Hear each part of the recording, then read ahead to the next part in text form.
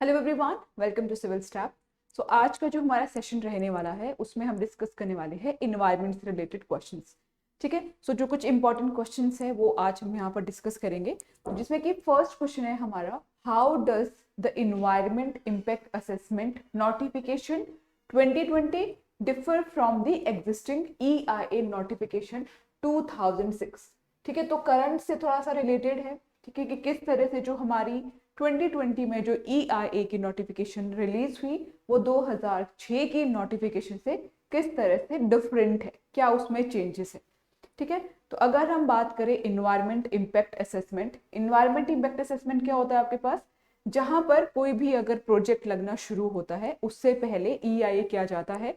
ठीक है, कि वो इन्वायरमेंट फ्रेंडली प्रोजेक्ट है या नहीं है, तो ये सब चीजों का ध्यान रखा जाता है।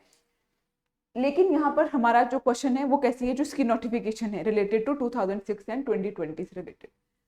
इंट्रोडक्शन में हम इसमें क्या डाल सकते हैं कि जो the ministry of environment and forest and climate change has proposed a draft environmental impact assessment notification 2020 that seeks to replace the current EIA notification which goes back to 2006।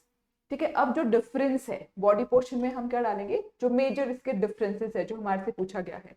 तो फर्स्ट है आपका post facto approval.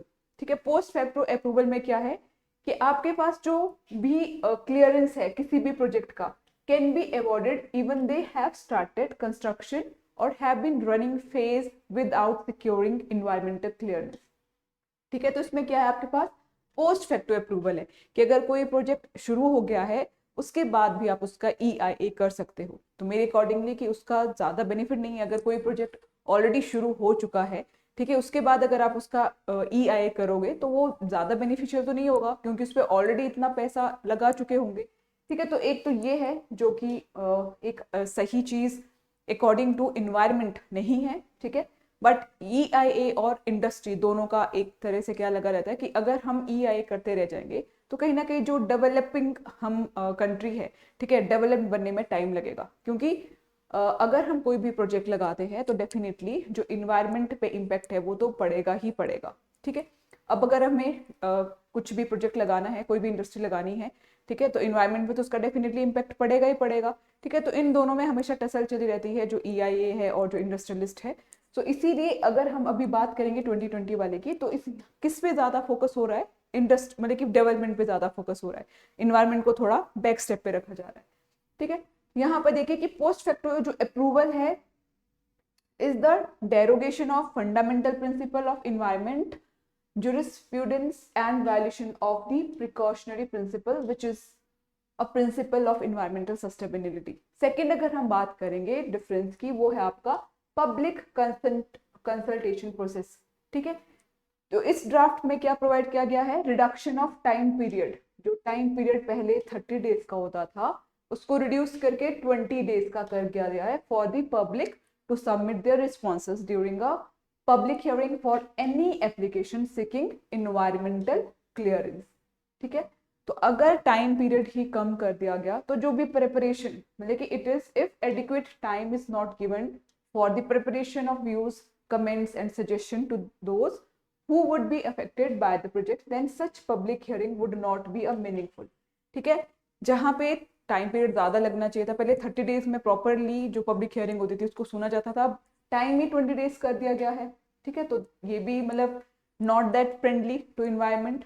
Compliance report issue भी है, जिसमें कि क्या है 2006 की जो नोटिफिकेशन थी required that the project from submit a report every 6 month. वहां पे हर 6 मंथ में आपको EIA की रिपोर्ट जाती थी, लेकिन अब वो रिपोर्ट क्या है 1 ईयर कर दी है। मतलब कि आपको जो रिपोर्ट है वो सबमिट कैसे करनी है, वंस एवरी ईयर।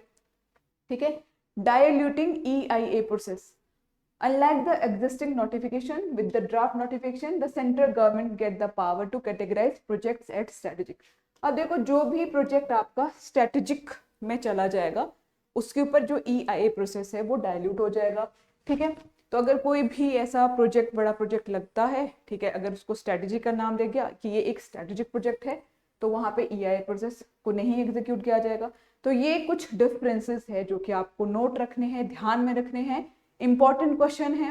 ठीक है, तो आप इसको बाद में कंक्लूजन में, जैसे कि the draft EIA rule 2020 consolidating that existing EIA rule has the potential of alleviating some ambiguity in the present law. However, it must not compromise the existing principle of environmental sustainability. तो ये important question है, EIA से related वैसे भी जो हमारे पास environment में proper एक टॉपिक मेंशन है, तो EIA के ये सिर्फ एक कंपोनेंट था, इससे रिलेटेड जितनी भी और चीज़ें हैं कि क्या क्या रूल्स है इसके अंदर, वो सब आपको पढ़ के जाने हैं। नेक्स्ट देखिए, examine the causes environmental and health impact of rising air pollution in India. तो एयर पोल्यूशन जो इंडिया में राइज हो रहा है उसके कॉजेज क्या है, इन्वायरमेंटल और हेल्थ पर क्या इम्पैक्ट पड़ रहा है उनका। ठीक है, तो सबसे पहले देखिए, इसमें आप कोई भी रिपोर्ट के डाटा आपसे इंट्रोड्यूस कर सकते हो, इसको कोई भी रिसेंट रिपोर्ट है उसका डाटा आप डाल सकते हो। वैसे भी अभी बहुत ज़्यादा करंट अफेयर चल रहा है एयर पोल्यूशन से रिलेटेड, अगर हम दिल्ली की भी बात करेंगे तो यहाँ पे आप कोई भी रिसेंट रिपोर्ट है उसका जो डाटा है इंट्रोडक्शन में ऐड कर सकते हो।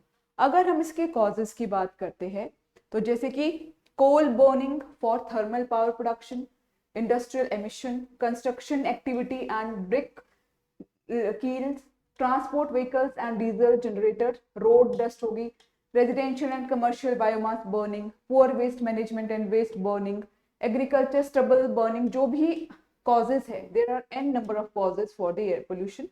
अगर हम इसमें health impact क्या है, health impact की बात करेंगे तो can cause a burning sensation in the eye or nose, throat irritation, cancer, ठीक है, तो एस्मा एंड ऑल, जो भी लंग इन्फेक्शन, जो भी हमारे हेल्थ के ऊपर, ठीक है, बहुत इजी है, इसमें कोई बहुत सारी चीज़ ऐसी नहीं है कि आपको लर्न करनी पड़ेगी। ठीक है, आपको जनरल भी पता है कि अगर एयर पोल्यूशन बढ़ता है तो हेल्थ इम्पैक्ट पे क्या क्या चीज़ें हो सकती है। तो यहाँ पर वही सब जो कॉजेज है, इम्पैक्ट्स है, वो आपको लिखने हैं कि कार्बन मोनोऑक्साइड से क्या होगा। अगर कार्बन मोनोऑक्साइड आपके कंबाइन हो जाते हैं हीमोग्लोबिन से तो ऑक्सीजन का जो है अमाउंट कम हो जाएगा आपकी बॉडी में। ठीक है, सल्फर डाइऑक्साइड से क्या होता है, जो भी आपके पास पर्टिकुलेट मैटर्स है, ठीक है, इन सभी के रीजंस आपको यहाँ पे देने हैं कि किस तरह से ये आपकी हेल्थ को इम्पैक्ट करेंगे। ठीक है, इन्वायरमेंटल इम्पैक्ट क्या होगा, ठीक है, उसी तरह से जो भी आपके पास सल्फर डाइऑक्साइड है, नाइट्रोजन डाइऑक्साइड है, एसिड रेन हो गया, ठीक है, तो ये सब जो एयर पोल्यूशन से जो इन्वायरमेंटल इम्पैक्ट है वो आपको बताने हैं। फिर नेक्स्ट आप यहाँ पे बता सकते हो कि गवर्नमेंट के क्या क्या इनिशिएटिव्स है इसके लिए। ठीक है, एयर पोल्यूशन तो है ही, ठीक है, उसके हेल्थ इम्पैक्ट भी है, इन्वायरमेंटल पे भी उसका इम्पैक्ट पड़ रहा है, लेकिन गवर्नमेंट के भी कुछ इनिशिएटिव है, ठीक है, इसके सोल्यूशन के लिए। जैसे कि अगर हम बात करेंगे air prevention and control of pollution act 1981, ठीक है, हमारे पास है नेशनल एयर क्वालिटी इंडेक्स जो कि बताता रहता है time to time air quality. ठीक है, जैसे कि यहाँ पे बैनिंग बायोमास बर्निंग है, promotion of public transport network, ठीक है, जैसे कि दिल्ली की भी अगर हम बात करेंगे तो इवन नॉट कर देते हैं, जिस तरह से जो एयर पोल्यूशन है वहाँ पे ज़्यादा बढ़ता है। ठीक है, तो गवर्नमेंट के पास भी बहुत सारी इनिशिएटिव्स है, ठीक है, जो कि टाइम टू टाइम इम्प्लीमेंट होते रहते हैं। ठीक है, जैसे यहाँ पर है introduction of cleaner gases fuel like CNG, LPG etcetera and ethanol blending. तो ये सब आपको गवर्नमेंट के जो भी इनिशिएटिव है वो मेंशन करने हैं और कोई वे फॉरवर्ड, ठीक है, कि किस तरह से और आपके पास सॉल्यूशन है इसको टैकल करने का, वो भी आप यहाँ पर दे सकते हो।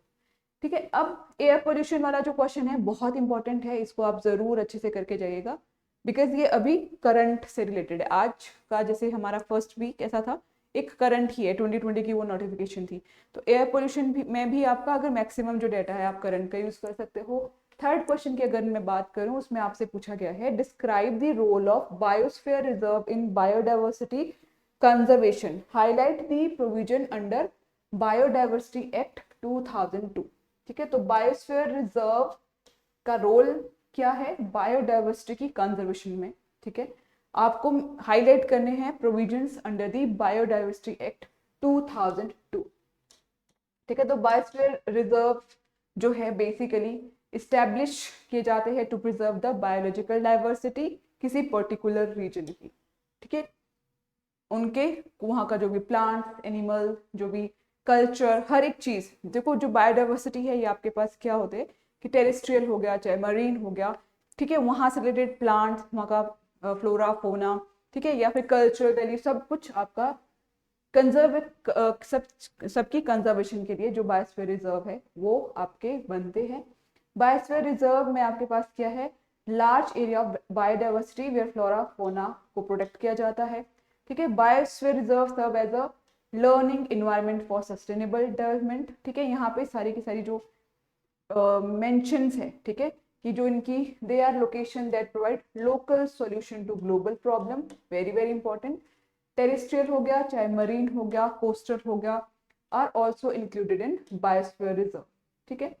दे serve as test beds for interdisciplinary approaches to understand and managing changes and interaction between social and ecological system such as conflict resolution and biodiversity management, ठीक है।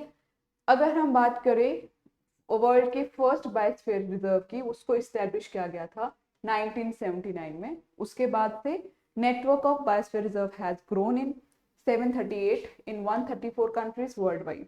इंडिया की अगर हम बात करेंगे तो अभी 18 नोटिफाइड बायोस्फीयर रिजर्व है, ठीक है।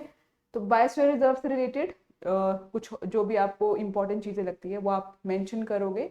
उसके बाद हम बात करेंगे बायोलॉजिकल डाइवर्सिटी एक्ट 2002 के प्रोविजंस के बारे में, ठीक है, जिसमें कि आपके पास मेंशन है जो प्रोविजंस है 2002 के बायोलॉजिकल डाइवर्सिटी के, ensure fair distribution of benefit from the use of country's biological resources, emphasize the preservation and sustainable use of biological diversity, ठीक है। it establish the following body at appropriate level, जिसमें कि हमारे पास NBA है, national biodiversity authority, ठीक है, state biodiversity boards हो गए, बायोडाइवर्सिटी मैनेजमेंट कमिटीज हो गई, ठीक है, जो कि प्रोटेक्ट करती है, रिस्पेक्ट करती है traditional knowledge of local community related biodiversity, ठीक है, इंश्योर करती है sharing of benefit with local people who conserve biological resources, ठीक है।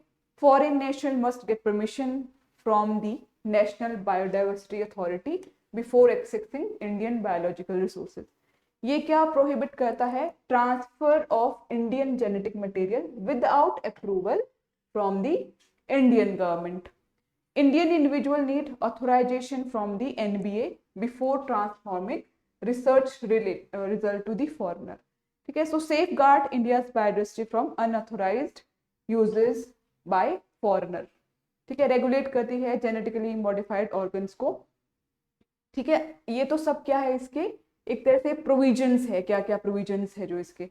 अगर हम इसकी वीकनेसेस की बात करेंगे, जो बायोलॉजिकल डाइवर्सिटी एक्ट 2002 के कुछ वीकनेसेस है, जिसमें कि क्या है, ये एग्जेम्प्ट करता है those plant that are registered under the protection of plant variety and farmers right act 2001, ठीक है। इसका क्या मतलब है, they that the provision of the act would not be applicable to the plant variety registered under the act.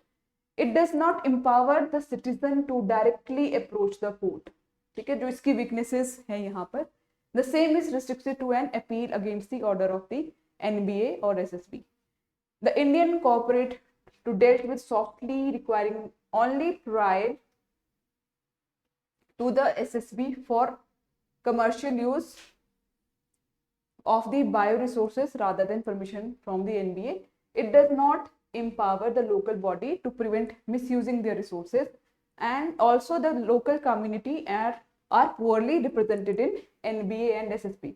तो देखो जो local biosphere में हमने जो मेन चीज देखी कि क्या क्या है, लोकल का बहुत पार्टिसिपेशन है, मतलब कि ये क्या कर रहा है, प्रोटेक्ट कर रहा है, रिस्पेक्ट कर रहा है जो ट्रेडिशनल नॉलेज है लोकल कम्युनिटी की, ठीक है। लेकिन वहीं कहीं ना कहीं पे जो इसकी वीकनेसेस है कि लोकल जो कम्युनिटी है, लोकल जो बॉडीज है, उनको इनके बारे में ज़्यादा पता ही नहीं है चीज़ों के बारे में, ठीक है। तो इसके हमने कुछ जो प्रोविजंस, कुछ इसकी वीकनेसेस और बायोस्फीयर रिजर्व से रिलेटेड जो डिस्कस किया क्वेश्चंस का, ठीक है। तो आई होप कि आपके लिए कहीं ना कहीं यूजफुल रहेगा, आपके लिए ये जो पॉइंट्स है कहीं ना कहीं आप इनको यूज़ करोगे। सो ये था आज का हमारा सेशन इन्वायरमेंट से related. Thank you everyone, thank you so much. अब मिलेंगे नेक्स्ट सेशन में।